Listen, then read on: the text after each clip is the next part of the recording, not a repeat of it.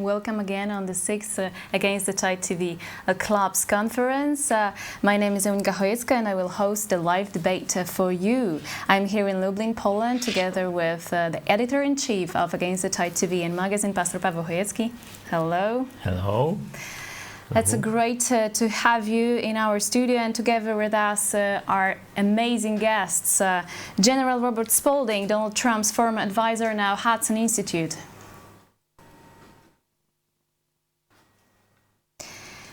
Solomon Yu, Vice Chairman of Republicans Overseas. Hello. Hello.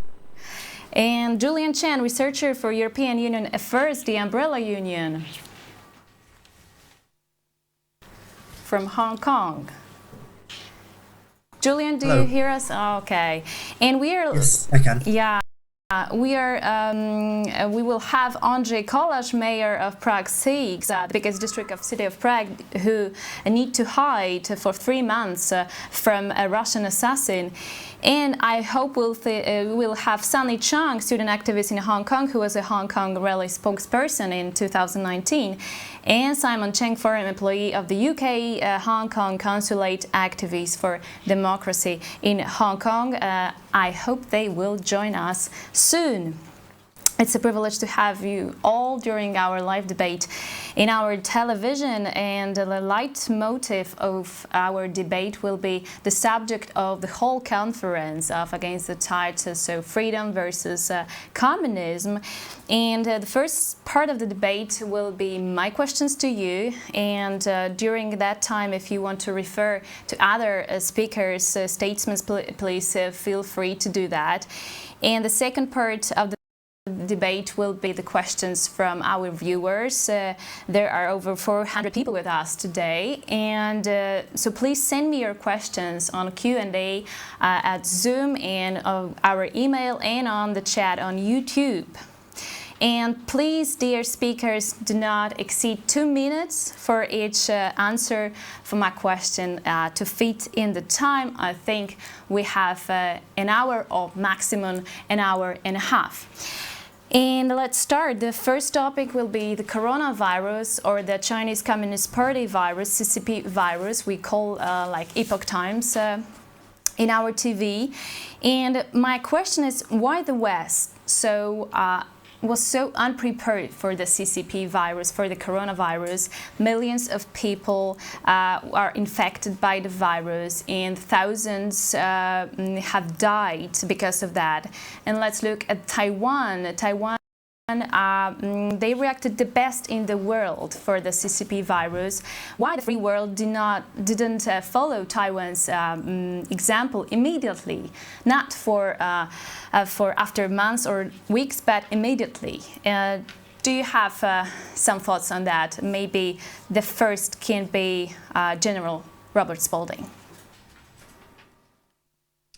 Thank you. Yes, I think I think your point about Taiwan is well made.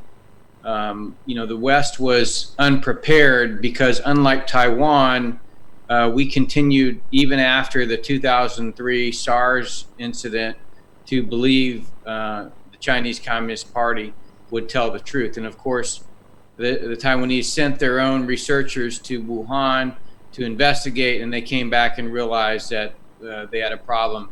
Of course, they notified the World Health Organization, but because Taiwan is not a member of the World Health Organization, they relied on their own Center for Disease Control to put in place protections for the people of Taiwan, and it's turned out quite well. I think the challenge that we have in America is believing the World Health Organization, which has been influenced by the Chinese Communist Party, and the failure of our own CDC to really do what Taiwan CDC is and realize that the Chinese Communist Party can't be trusted for pandemics, and we need to protect the American people. So I think that's a major flaw in the free world, is that we believe the Chinese Communist Party would tell the truth. Thank you for this comment. Mr. Solomon Yu, what do you think? I agree with the General, and on top of it, I would say that there is a collusion between World Health Organization and Xi Jinping regime. And on top of it, America internally, we still believe engagement, and those guys have been paid on CCP payroll for many, many years. And for that, and they were echoing CCP talking points, including when Trump shut down flights from China, and they accusing Trump and racism. So that's the bottom line. The bottom line is we also see a collusion and between our China, so-called China experts and think tankers on their payroll and CCP as well. Thank you so much. I have an information that Sunny Cheung, a student activist in Hong Kong, is with us. Hello, Sunny. It's a privilege to have you. Hello, everyone. I'm very pleased to have the invitation. We are talking about why the West and the whole world didn't follow Taiwan's example in the fight with coronavirus. Taiwan reacted the best in the world for the pandemic. And may I ask you, what do you think why the West didn't follow Taiwan's example immediately and just try to do this after weeks or even months? The major reason for that, I believe, is because the world, including the WHO, blindly follow and trust the CCP, the Communist China, regarding the pandemic issue. Because we know that at the very first beginning, we believe that, or many countries believe that, China, they provide their information and they are transparent on sharing all the information they have regarding the pandemic. But the truth is that they actually hide a lot of information and the process is not transparent. And that's why many countries and many people, they did not really trust, they did not really trust and try to follow the instruction given by the Taiwanese government. And that is really a pity because in Hong Kong, we experienced another pandemic a decade before, which was also generated by in the mainland China. And from the past experience, we know that we should not trust the Chinese government regarding this pandemic. We know that the CCP is always trying to hide all the information and try to shift the blame to other countries. And that's why we already listened the advice from the Taiwanese government. When we Hong Kongers, we very luckily we control the pandemic and try to minimize the effect brought by the pandemic. Thank you, Sonny, for that comment. Julian, do you want to add something? Yes, thank you. I very much agree with the previous speakers that indeed, Hong Kong is also one example to show that the reason we didn't have a spike of cases was indeed because Hong Kong people didn't actually trust what the WHO was saying. When it was first known around late December that there was going to be the start of this virus, everyone took immediate measures in Hong Kong to take the same degree of protection as they did a decade ago, rather than to rely on what the government is saying, which is much slower in response to taking concrete action. And another reason I believe that to ask why did millions of people take such slow action is because of this reliance of businesses and relations with China, especially speaking in Europe. We know that a lot of businesses, firms, and so on rely very much on trading with China, and we can see that in the subsequent months when it comes to the protective equipment, when it comes to the whole chain of trading products, which means that these countries or businesses are very reluctant to actually speak out to criticize China, whereas allowing China to be the savior of saving Europe and the world by producing, by giving them all these equipment. But of course, we know that a lot of this equipment in the end was substandard, so we knew the reality very soon afterward. Thank you so much, Pastor Paweł Chojecki. Why, for example, Poland didn't follow Taiwan example, controlling borders, wearing masks, taking temperature, broad information, social distancing, and so on at once? I think that Poland, our government, was looking for advice from abroad, from the Health Organization of Western government, and on the whole Western countries, there is a situation which I would like to show by one Bible verse. It's from Proverbs. In my Bible is written, "Pride goes before destruction." I think that the whole society of the Western civilization believed that, as for example Fukuyama said, we have the end of the history, that there will be no wars, only better and better liberal democracy. So we were completely unprepared. We sleep. And the second reason is agents and propaganda of communists in our social media. And they said first that there is none of this pandemic, there is none of this virus, that there is something very light. It's not harmful. Yes, yeah. And the third reason is that we believed that Chinese communist has changed, that there is a normal capitalistic country. It's a very, very big lie. It's a dangerous communist imperialistic empire of evil. Thank you so much for this Polish perspective, and we have the second part of your question, so you could ask the questions about CCP virus to our speakers, but now we can move to Hong Kong, because my question is, especially to you, Sonny and Julian, how the free world should react to help Hong Kong in the face, let's say, Communist China invasion of Hong Kong, which is taking place now.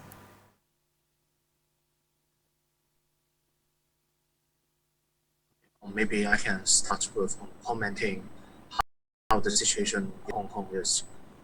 In Hong Kong nowadays, we are facing an unprecedented threat brought by the CCP, and then the reason for that is because the CCP is trying to undermine the autonomy of Hong Kong.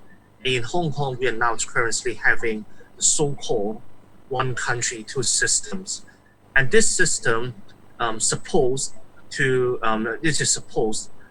safeguard the autonomy of Hong Kong and also help to maintain the rule of law system.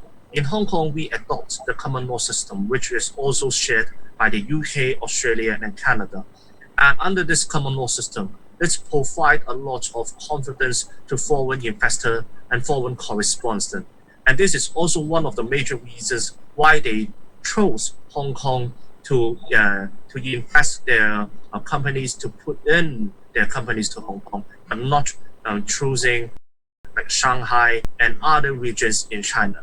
And that's why if the CCP is trying to encroach the autonomy of Hong Kong, and that means they are trying to expand their influence also across the Asia, including Taiwan, Tibet, and Xinjiang.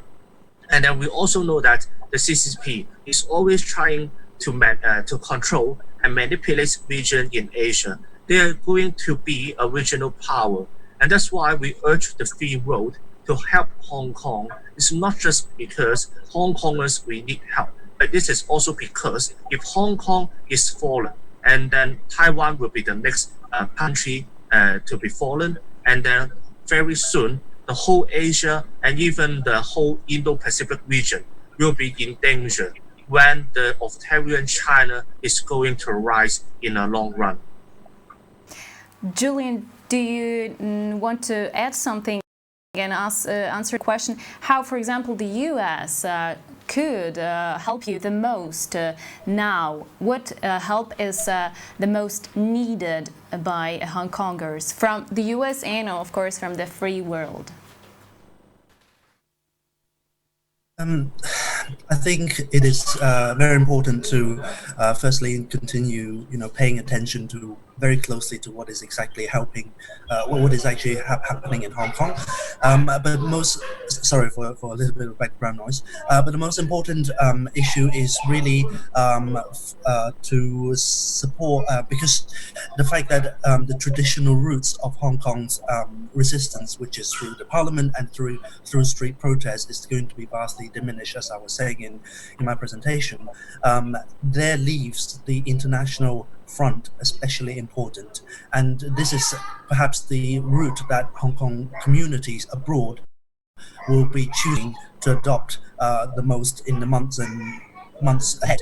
So it is more than important that European and US governments and parliaments continue to be aware of and also it is utmost importance for citizens as well, because citizens have a role in monitoring what their governments are actually doing and what their parliaments are doing. For example, if they are too close by economic cooperation or infrastructure projects, things like that Sunny has also mentioned, then yes, there is a real problem, because precisely after the coronavirus and also given what's been happening in Hong Kong, it is very important to distance away from what are very palatable, what seem to be initially very palatable, economic choices, whereas in the long term, it is going to be hugely eroding in terms of autonomy, political, economic, or otherwise. So in Hong Kong, we have what is called a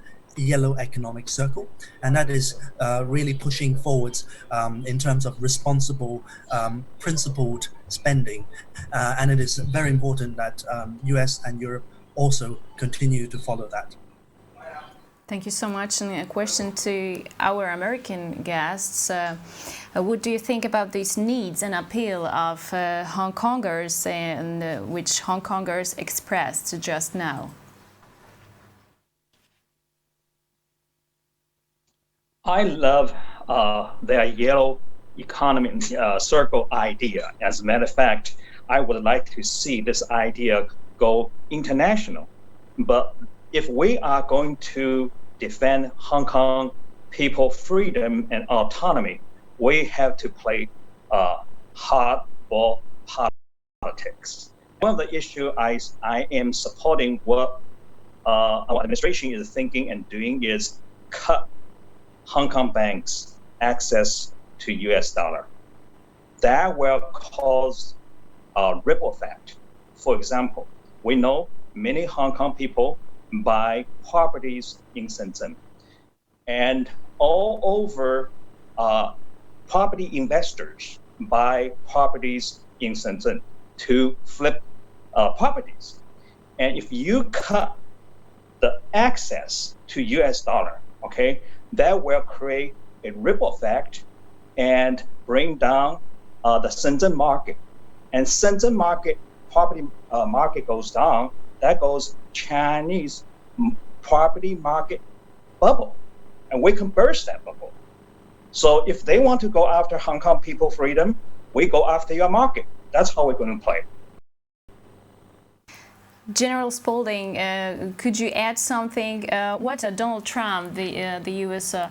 government, could add to this, which Mr. Solomon just expressed, to help Hong Kong in their fight against Communist China?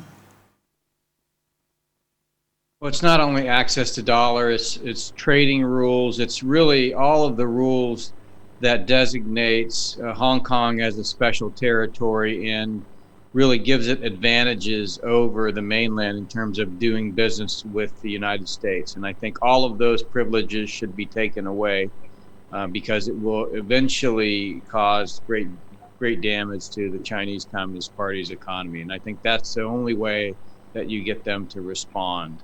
At the same time, I think we need to understand that I believe the Communist Party has already decided that it's willing to accept whatever pain that comes along with what happens in Hong Kong.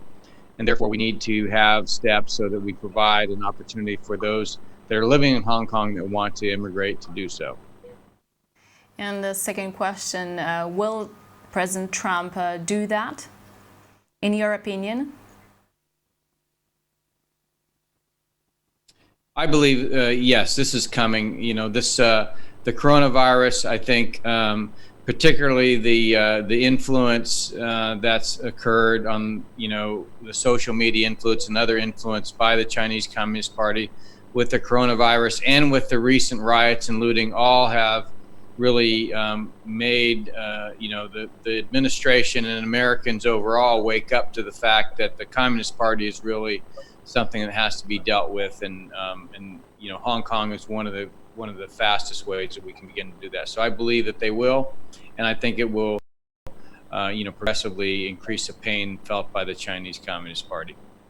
Thank you so much. I want to talk a bit about European Union reaction on the situation in Hong Kong.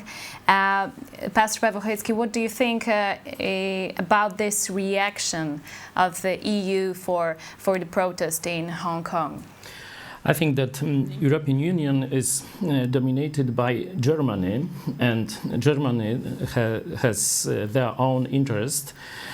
First is to pull out USA from Europe and to be imperial power. So they in secret and openly starts to cooperate with Russia and now with China. For me, it's very similar to our historical lesson from the World War II, when Hitler made a treaty with Stalin and invaded Poland first.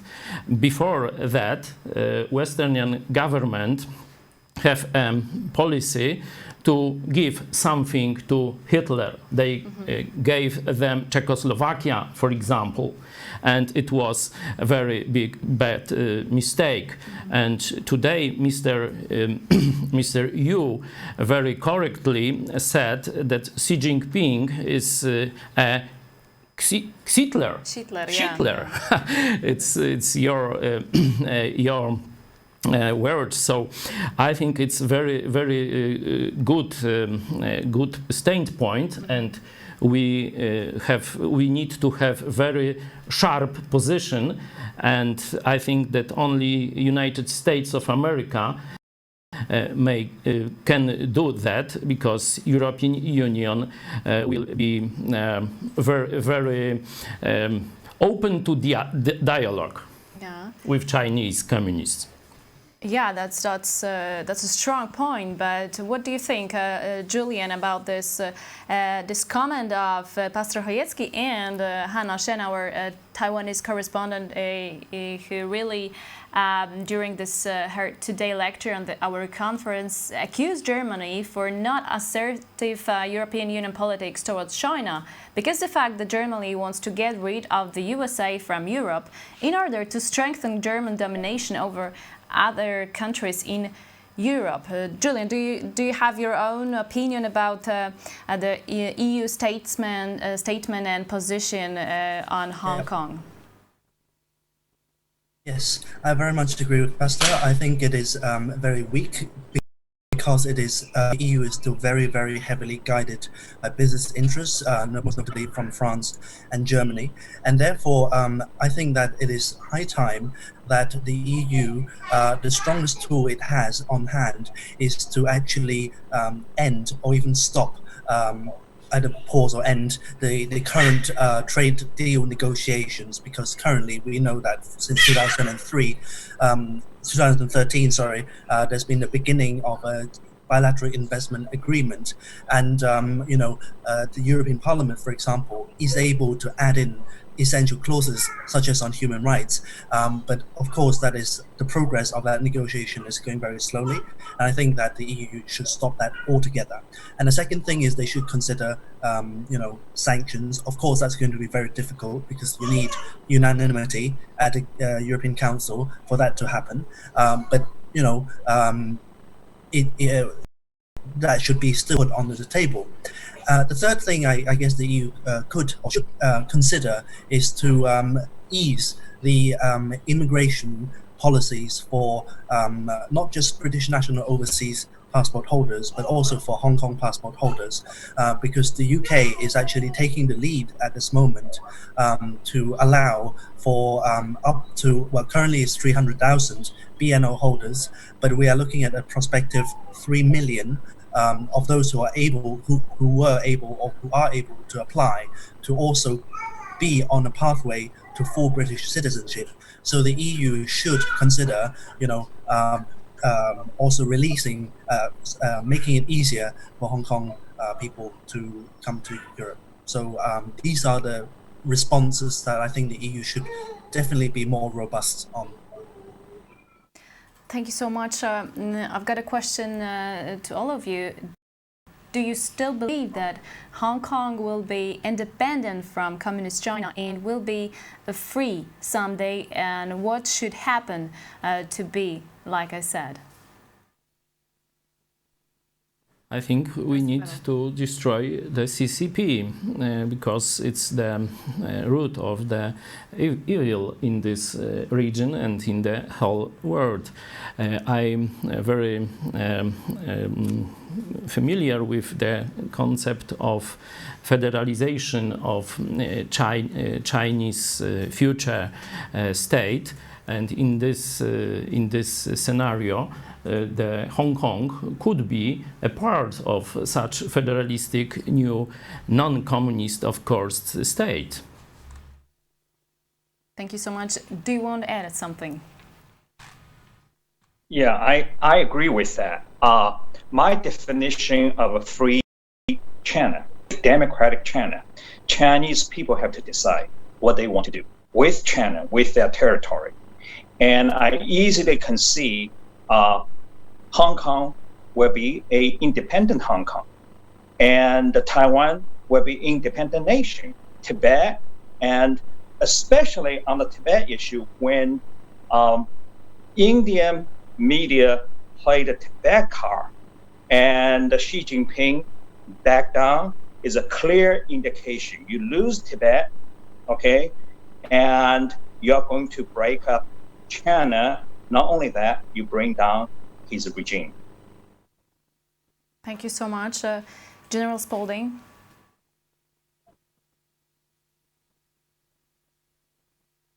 Yeah, I think it's very important that democracies come together and work collectively to isolate the Chinese Communist Party regime.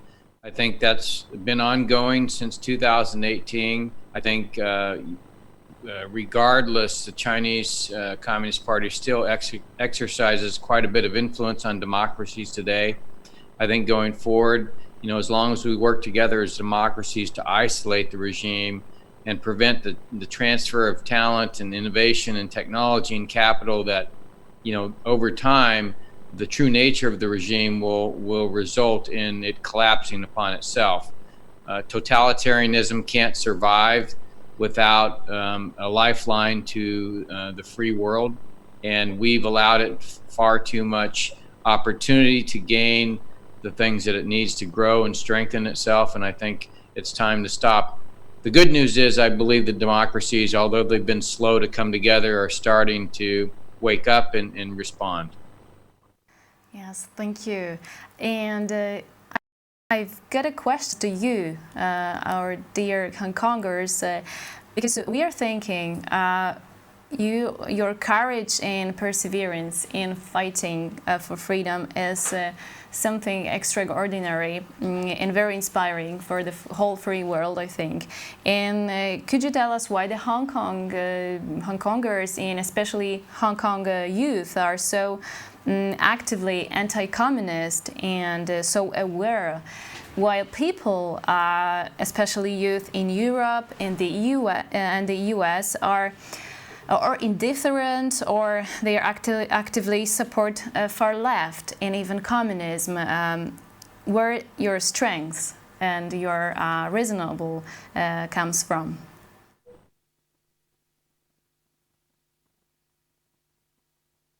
Maybe I can start with answering this question.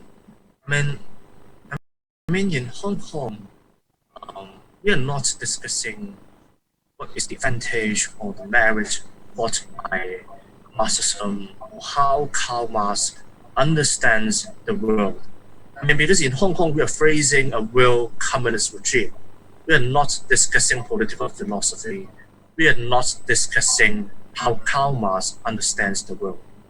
When the Communist Party, when the Communist Party apparently encroached and tried to undermine the liberal system established by the free world after the Second World War, just like and another speaker has mentioned, I mean, 30 years ago, I mean, many scholars in the West, they were so optimistic about the future of the world.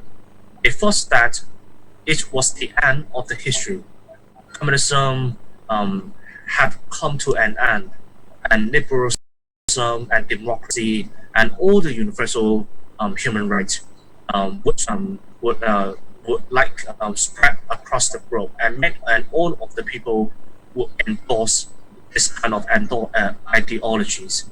But the truth is, after Xi Jinping came into power in 2012, China had become another totalitarian regime.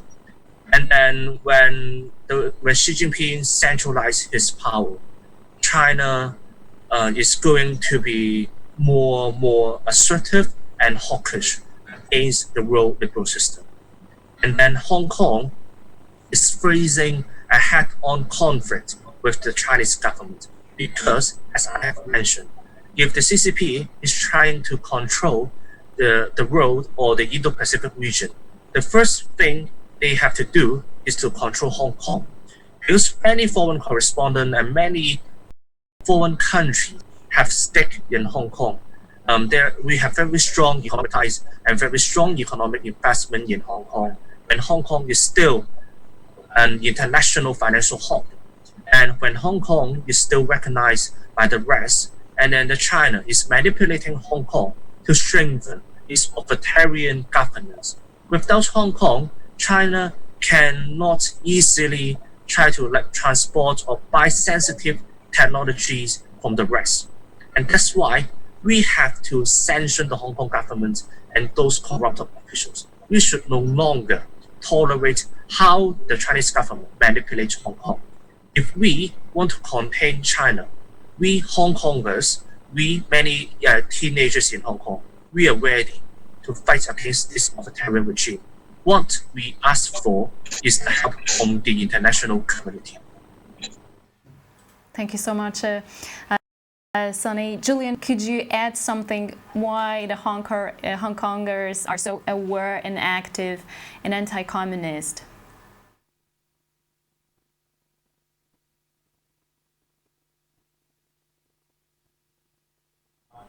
Do you hear us? Okay. So what's most... Yes, I can hear you. I can hear you. Thank you. What's most interesting to note is that the generation of democracy fighters in Hong Kong are not actually the ones, not necessarily the ones who have seen, for example, what happened in the Cultural Revolution or even the Tiananmen Massacre of 1989.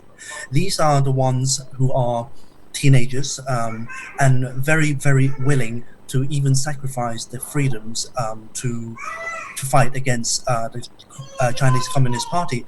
And why was the reason? Why this reason is quite quite clear amongst these young people is that the Chinese Communist Party breaks promises. Over the years, promises that have been enshrined in the basic law, in the one country, two systems, have been broken and broken and broken. And these are things which are supposed to be in the Joint Declaration of 1984, lodged with the UN, that the China is supposed to, to promise, the most significant one being universal suffrage. And the failure of giving Hong Kong people a real choice, one person, one vote, really led to the Umbrella Revolution that we've seen in 2014. But on a wider context, it allows the world to see how China does not follow any of its contracts or promises. And this should be translated to the way everyone should perceive China when it comes to business dealings or any type of relations. And so with this Umbrella Revolution, I saw that as that really was a turning point, awakening amongst the young people. There was this kind of social learning of what politics really means to them. They feel very empowered to do something. The 79 days on the streets to defend the principles and values that Hong Kong people have always stood up for. And these are the things which are ingrained into every aspect of Hong Kong society. We're talking about justice, rule of law, accountability, transparency. And these are the things which, Hong Kong people value very much. And when you see that the freedoms are being so heavily eroded, for example, with the abduction of the booksellers a few years ago, to try to edit the education agenda, which is still currently happening, through the case which is happening which happened to Simon, who has just joined. There are countless examples. We are living with the reality, with this harsh reality on a daily basis, and that's why the young people are so determined to put up this fight. Thank you so much, Julian. And I would add. Please. You. I would add one more thing I call Hong Kong spirit. Those guys those kids are amazing. They will never give up. More in the spirit of our founding father, Patrick Henry said, "Give me liberty or give me death." Thank you so much, Mr. Yu. It was very moving. And welcome Simon Cheng, former employee of the UK Hong Kong Consulate, activist for democracy in Hong Kong. It's a privilege to have you in our television, Simon. Thank you so much. Thank you for joining us, and I have a question for you, because Julian mentioned that you were arrested by Chinese Communist police and were tortured by them. And could you say, from your own perspective, what are Chinese Communist methods and effective people minds in order not to oppose them? Well, what I experienced is that absolutely, I've been stopped at the border. Definitely, I've been facial recognized by the machines and the systems. That's why I've been on the records and that priority target list. So that's the system and camera recognize me, and then they stop me in the border, and then they deliver me back to Shenzhen. So the usual tactics they would use, for example, when they would put you in the cage and put you on the tiger chair, and they would ask you what crimes you commit. They won't give you their identity, they won't show their badges, and they're just simply saying what crimes you commit, do you think? And that works, and they would ask you a series of political questions. What do you think about Hong Kong? What do you think about China, or etc., etc. And also, then they will ask you why you wanted to achieve democracy, and why would you so oppose the Communist Party and the authorities. And then, of course, they would do a series of the political indoctrination, because those bunch of people, I claim that I call them, they're secretly in the state security apparent security department. So of course that they would use the tactics of torture It means that they put you in the investigation if they're not convenient to charge you politically, and they would have lots of excuse. For example, to me, the less prostitution, but to Ai Weiwei or others political dissidents, they would use tax evasions or even car accidents or something. So they would just try to use another case or other excuse to detain you for a specific period, and then they would collect information and wait for the decision by the senior leaders whether to charge you politically or not. And even they will have one of very convenient charges is provoking quarrels and making troubles. And that is, that can apply anything.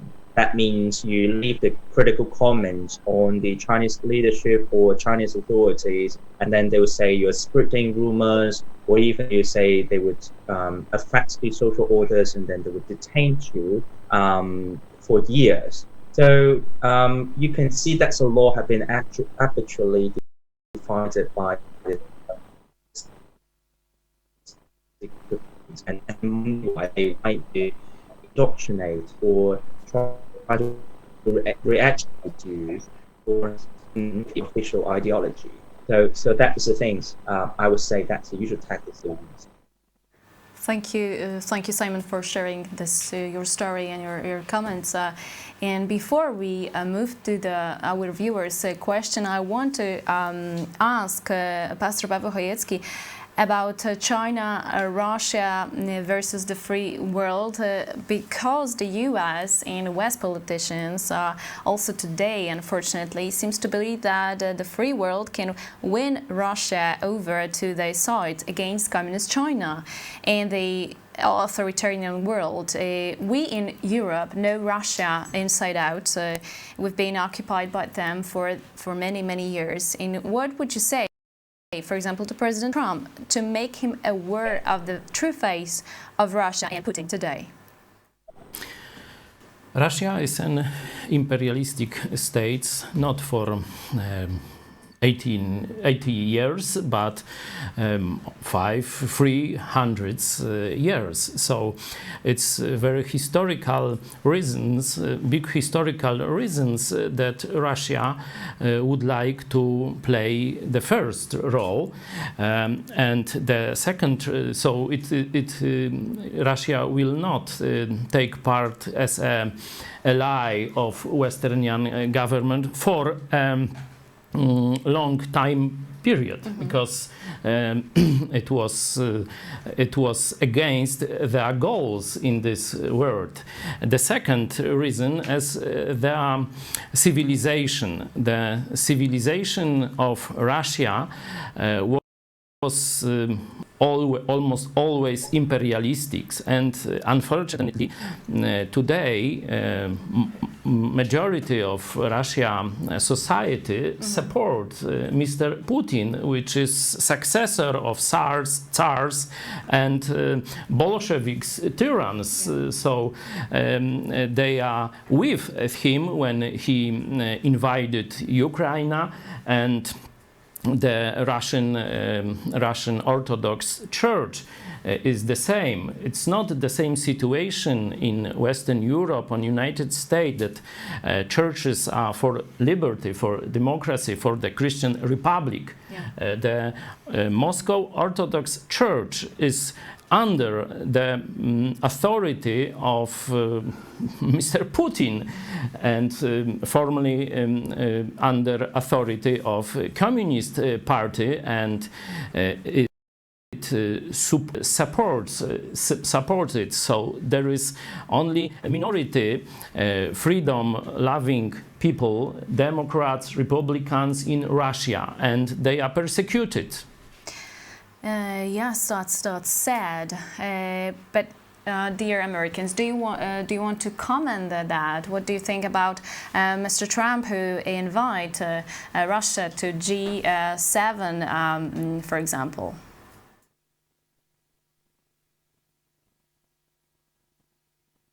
I think this is part of a deliberate effort to weaken the ties amongst the authoritarian nations, and I think it's important because What we don't want is China, Russia, Iran, North Korea, Venezuela, Cuba, all of the Belt and Road Initiative countries to become, like the Soviet Union was. And so I think it's important to create division amongst those nations who are themselves authoritarian, but perhaps, over time might choose to go another direction. So I think that's part of a broader strategy to weaken the orientation and collaboration of authoritarian regimes.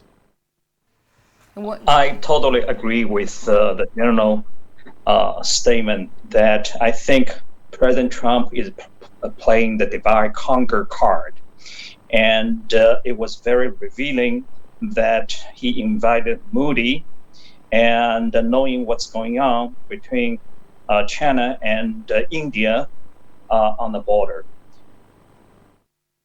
Another thing is, if you take a look, historically speaking, if there is a conflict between India and China, Russia always on India's side. So clearly, this is a divide-conquer strategy. Okay, we will get to know if this strategy is successful or not, I think, very soon. And we need to know that Putin is a former KGB officer, so Chinese Communist Party are they want to move like Putin, so that Chinese propaganda is like Soviet propaganda. So there are similarities between these two authoritarian, in my opinion, systems. But we will see. Of course, we will see. The goal is the same: to conquer the evil empire. I think we can move to your questions, dear viewers. Thank you for all of this. I have a question from Rafael Bong to Sunny and Julian and Simon. We've heard Hong Kongers' voices that they'd rather die than giving up. If the protests had to turn into an independence uprising against the Chinese army, what reaction of the free world would Hong Kong expect?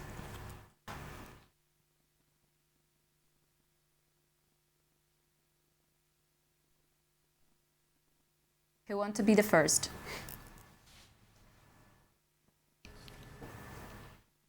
I can begin first, and then I think this question is quite meaningful because, on one hand, we understand that the CCP does not necessarily have to send out this army to repress Hong Kong, because they already have the police force in Hong Kong. So we don't really expect the CCP to be that stupid to send out the army to Hong Kong, which we believe the international community would definitely sanction China, just like 30 years ago when the Tiananmen massacre happened in Tiananmen. But on the other hand, I think Xi Jinping, after his rise in the CCP, this is quite unpredictable, and the CCP is becoming more irrational in many senses. Because previously, CCP adopted collective leadership under other leaders. However, Xi Jinping apparently centralized whole power and abolished the collective leadership. And that's why, if they really try to distribute the to Hong Kong to help and facilitate the legal enforcement conducted by the Hong Kong police force, we won't be too surprised. And we urge the international community to stand with Hong Kong by not just issuing statements, but with concrete actions. Because we know that if they send out army in Hong Kong, the international financial hub in Hong Kong will be definitely destroyed. And the free world countries should immediately cease any economic ties with Hong Kong and also with China. We should no longer tolerate them And I personally, I will be also worried about the future of Taiwan. If the CCP dares to send out the army in Hong Kong, and that means the CCP is really frustrated, and they are going to do whatever they can to strengthen and consolidate their authoritarian resilience, and that will be quite miserable. And all the countries should not adopt appeasement policy, because I don't think appeasement policy can really please and pacify the CCP. We should use more assertive and hawkish ways to deal with the communist China. Thank you so much, Sonny. Piotr Setkowicz, it seems to me that for now the PRC-US conflict is going on just the way PRC wants it to go on. The US is only in defense. However, every defense finally breaks. How do you think the US can take the lead? This is the questions to our American guests. I don't believe the U.S. is playing defense. We're actually playing offense.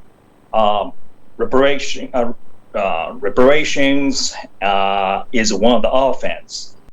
We'll go after their financial ability, or consider this as their supply line. Okay, in a warfare, you may not do front assault on every target, but you cut their supply line and cut CCP ability to fund their military and fund their own provincial governments and fund their own cities. And that have to, it's an easy way to creating an implosion within China. And we just learned there is a local invasion. And pretty soon, we're going to see the problem of food security. Food security is national security.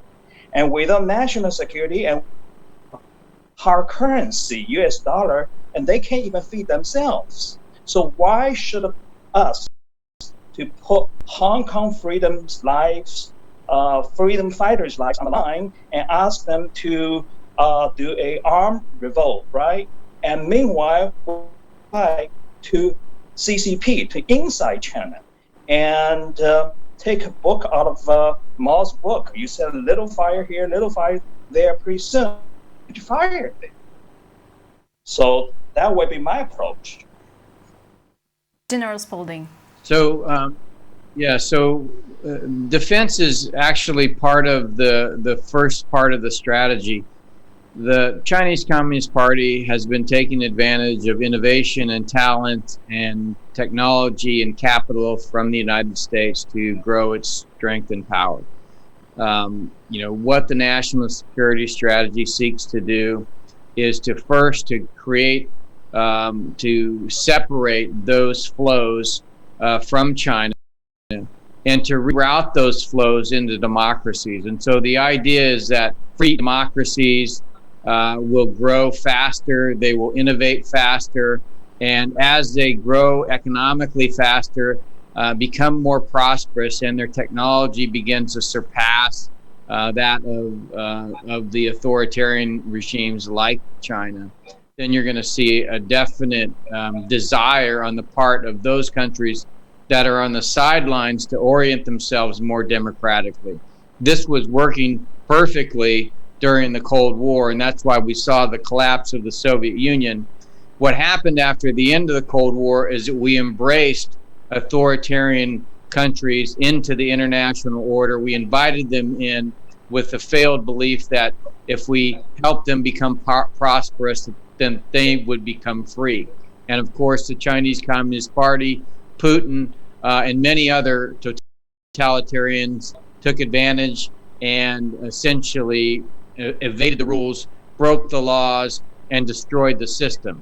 So in order to rebuild the system, you have to first take away their ability to use the system, and then begin, as that happens, that capital, that innovation, technology, and talent then becomes the benefit for the democracies, and they begin to gain in strength. And so going forward, it's going to be a long fight.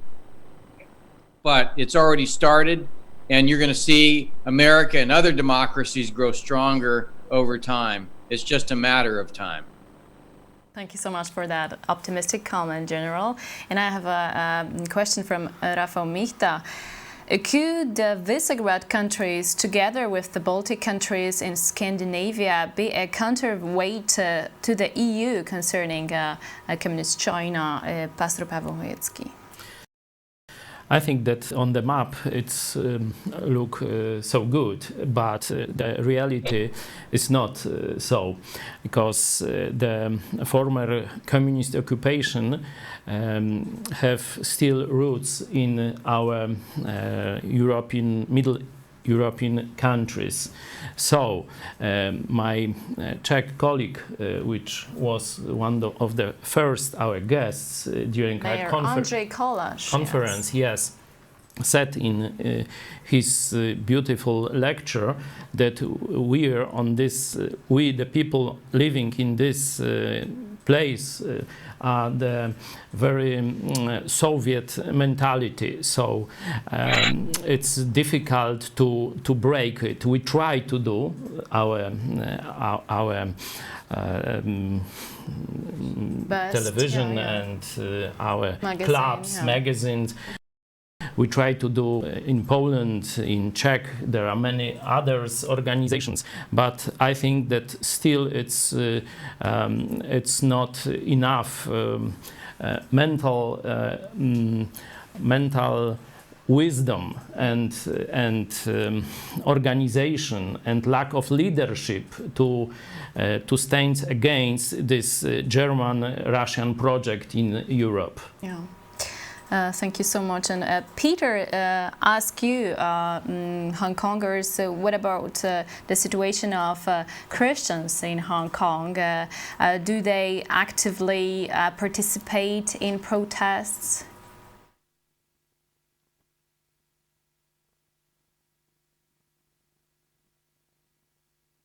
Yes, actually, I could add on that actually the Christians, it's quite actively to engage in the protest, and of course that's the if you can see over the past years, that's a lot of churches, they open it for the protesters to come to regard it as a sanctuary, and of course that is so. If it give us impressions, for example, like in the war time, that's the military force. They cannot rush in the churches and to prosecute those people. They're asking for sanctuary within the church. So it would make us feel that even in Hong Kong, sometimes just like in war.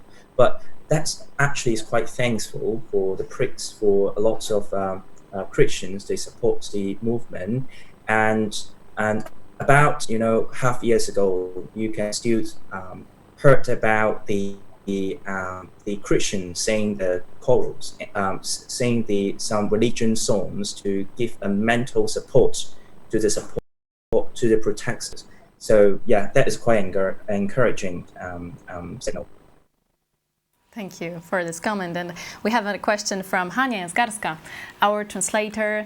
Hania, on this occasion, I want to thank you very much for your work during this conference. In the West, much was said about national security law imposed on Hong Kong by Beijing. The United States firmly responded to these activities of CCP. However, the Polish government is silent on this subject and has not decided to take any steps. What would you advise Polish politicians in this matter?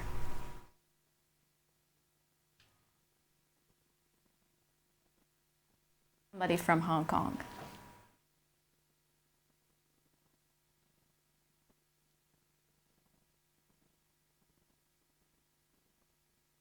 Who want to respond and advise something to Polish politicians and to take steps? Yeah, maybe I can.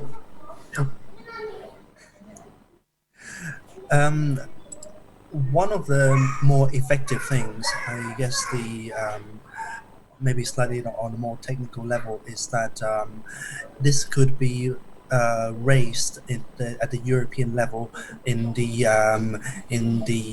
what is called the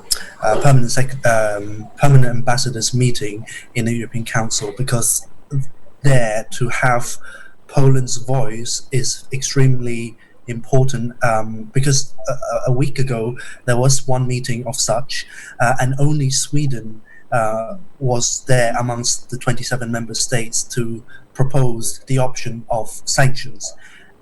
That was to my great surprise, because I was honestly expecting more countries which have been speaking out for Hong Kong in recent months to actually take more concrete action. So I think that on a foreign policy level is extremely crucial in terms of also distancing from further cooperation with China. For example, we talked about divide and rule. One really important thing here is the 17+1, which China is trying very much to engage with, and Poland has been one part of that. So I hope that the Polish government really rethinks its strategy about China's presence and engagement through the Belt and Road Initiative, and also through Parliament. The Polish Parliament put more pressure on the government to take these concrete actions to support Hong Kong and against Beijing's influence. Thank you. We are doing this, put pressure on the Polish government and Polish other media to talk about Hong Kong and, to act, not just to talk that they support you, but to actively support you. I have a question from Tadeusz Ciszek. Apart from USA, which countries in Europe, Africa, and the rest of the world are truly capable of standing up against China? Who wants to answer to this question? No question, USA is leading the charge and standing up too. And also, I believe, because we elected Cheng 2016, and previous Republicans, including my personal hero, President Reagan, and they all believe engagement for different reasons. Some of them because Chinese market and trade, and President still wants to, President Reagan in this case, believe that China could be used to, if we play the China card, and we will be able to defeat USSR, which he did. He is the one I give credit to bring down USSR without firing a shot. But that is changing as well. One of the things is any kind of social change, you have to do a bottom up. You have to mobilize the people. And I, as a national involved in grassroots politics, and when you move the people and you shift the ground, and politicians will follow. Why? They want to be reelected. And so for that, including Democrat politicians can be soft on China. Okay, only Joe Biden, AKA hashtag Beijing Intercourse Joe, because his son took 1.5 billion from CCP Bank, and himself talking about having U.S. should have more economic intercourse with China. So based on that, you basically, first of all, you move the ground, shift the ground, you move the public opinion. After that, and you mobilize your elected leaders, your lobbying leaders. I think that should apply to many democratic countries. Thank you so much, Mr. Sullivan. I think, please, General.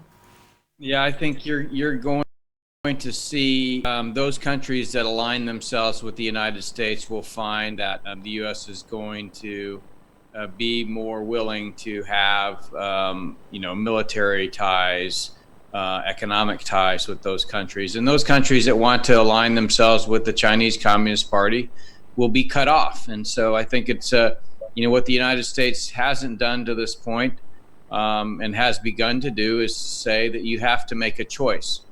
You cannot have, economic relations with China and a security relationship with the United States.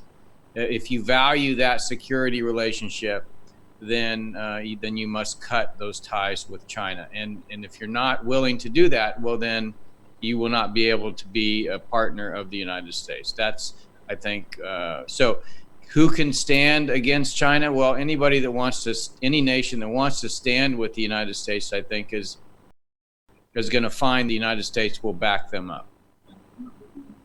And my question now to you, do you think that Donald Trump will be re-elected? Absolutely. I agree. Let me tell you something, okay? I have been involved in presidential politics since 1996. Bob Dole campaign, I served as an Asian outreach guy, okay? Since then, I served on Republican National Committee, 2000, and political campaign, presidential campaign, you judge by one, what your candidate can run on. I'm going to address that. Two, where the energy coming from. Okay, let's talk about energy first. As today, 300,000 grassroots contact the campaign, want to attend next Trump's rally. 300,000. I have never seen anything last 24 years like that. That's one. Two, President Trump now can run on three things. He can talk about rebuild America economy. He can talk about not only we must be tough on China, but we have to make China pay for the economic damage, for the lives we lost and suffering. Okay, the third one is more important, actually. People don't realize when defunding police supported by 12% of the voters, and we can not only re-elect Trump, we can hold Senate majority, we also can take the House majority back. And thank Pelosi for take the knee. And what do you think, General Spalding? What are your opinion about the election of President Trump this year? Yeah, I agree with everything that Solomon said. I think there's enormous energy in the country for change. And we've had an establishment, both on the right and the left, that has essentially enabled this threat to gain power. And I think there's a realization amongst the American people, and for a lot of the same reasons that saw him win in 2016, I think he's going to win even by even greater percentage this time around. Right. Thank you so much. And I have a question to our speakers from Hong Kong and from Poland. If you have an occasion to say something to President Donald Trump or his administration, what would you want to say? Maybe General Spalding or Mr. Solomon, you will pass it on to the Trump administration. Who want to be the first? Maybe I? You're welcome. I would like to say, keep going on the spiritual dimension of the conflict. I think that President Trump is famous that he openly talks about God and the Bible. So I think that it was the lack of American policy under these liberal presidents that there was no spiritual values in their speeches. There was no God in their action and words. So I am impressed that President Trump has done that, and I hope he will do that a lot more in the next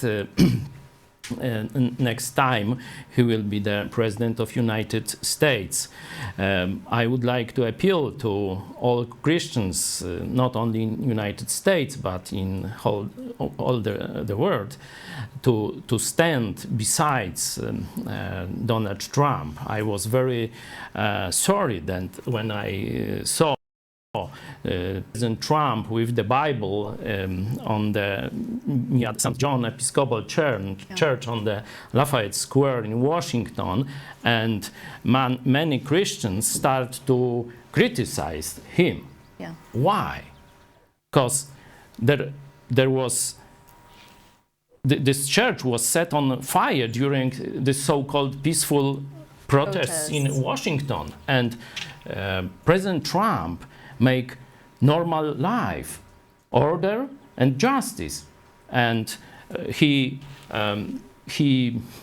shows on our civilization, of our foundation of our civilization. So I started a social media action to have photo with such with Bible on the Hands. same matter with the hashtag Christians for USA. Yeah. And of course, it's not only the action, but to go to voting for President Trump. We will pray for you. Thank you for your comment. And the questions to you, Hong Kongers, what would you say to President Trump or his administration right now? Well, Simon first.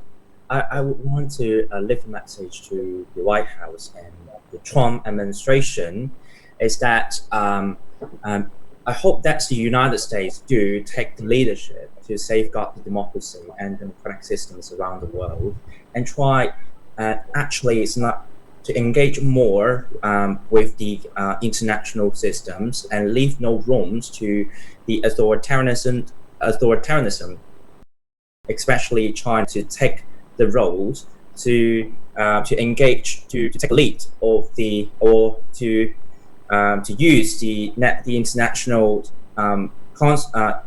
institutions now to serve their own national interests. So that is this very simple message that it's not only rescue Hong Kong people, but also they need to back up Taiwan for the democracy, because now we're on the front line, and actually we're not really care about specific national interests, but we care about that the democracy is the universal values, that we do hope that all the people that have their own freedoms to elect their own government, and then they can protect their freedom to criticize their own government. So we stand together because we enjoy this kind of values. So we hope that all the countries, including the United States, to share with these values, can stand with Hong Kong and stand with Taiwan.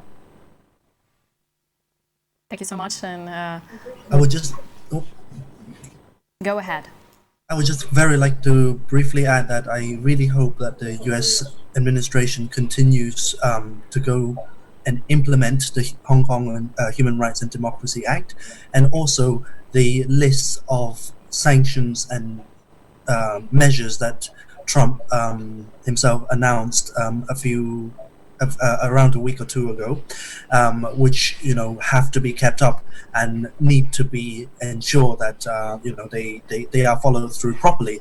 Because, for example, there are things about reviewing Chinese companies listed in U.S. financial markets in terms of Chinese practices, and also their behavior as such, and also things like reviewing U.S. export controls and dual use technologies to Hong Kong. These things are very important because allowing China to access these very sensitive technologies because of this loophole in Hong Kong is causing a lot of danger. So yes, we hope that it's not just words, but actually these will be properly followed up for many years to come. Please go ahead.